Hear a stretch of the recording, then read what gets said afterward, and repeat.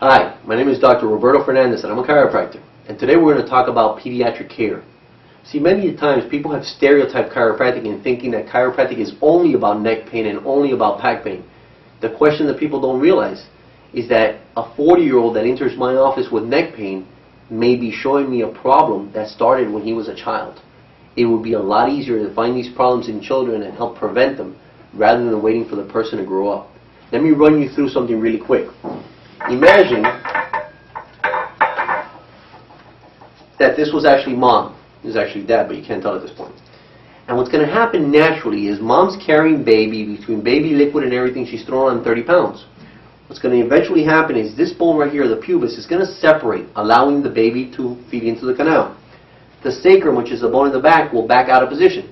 And when mom is ready to deliver, this baby will come down through that canal with the assistance of gravity. This will be a normal delivery. What do they do in this country?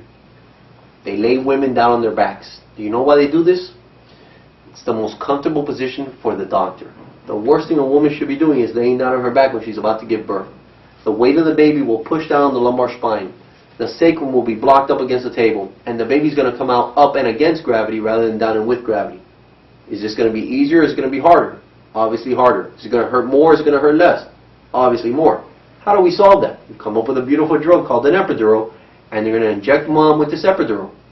They're going to numb her out from the waist down so she feels nothing. She also stops feeling the contractions. No problem. We come up with another drug when they inject mom with something called Pitocin, and we're going to make her contractions about 2 to 3 times stronger than they normally would have been. Who's going to feel those contractions? Baby. As baby's head's coming out with all these contractions, the doctor's going to grab the baby's head, and he's going to pull on that baby's head, maybe anywhere from 10 to 20 pounds. The shoulder is going to get blocked from the sacrum. The doctor will turn the baby's head to get that shoulder loose from the canal.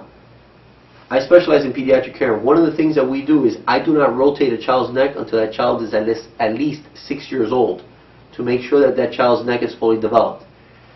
If this doctor is pulling 10 to 20 pounds and turning the head, is there a possibility that that doctor may just have caused a problem in that child's neck? There's a 98% probability that he did. And this that I'm explaining to you is a normal delivery. I haven't talked about C-sections, vacuum extractions, forceps. All those things are 10 times harder.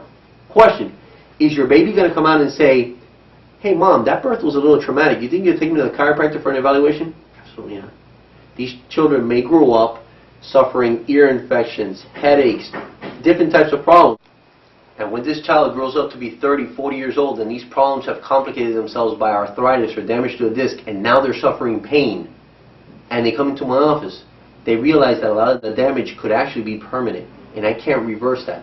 The best thing you can do for your child is check them as early as possible and make sure that they are not suffering what we call a vertebral subluxation. If you want more information, contact my office at 305-270-8800 or you can find me on the web at www.drrobertofernandez.com. Thank you.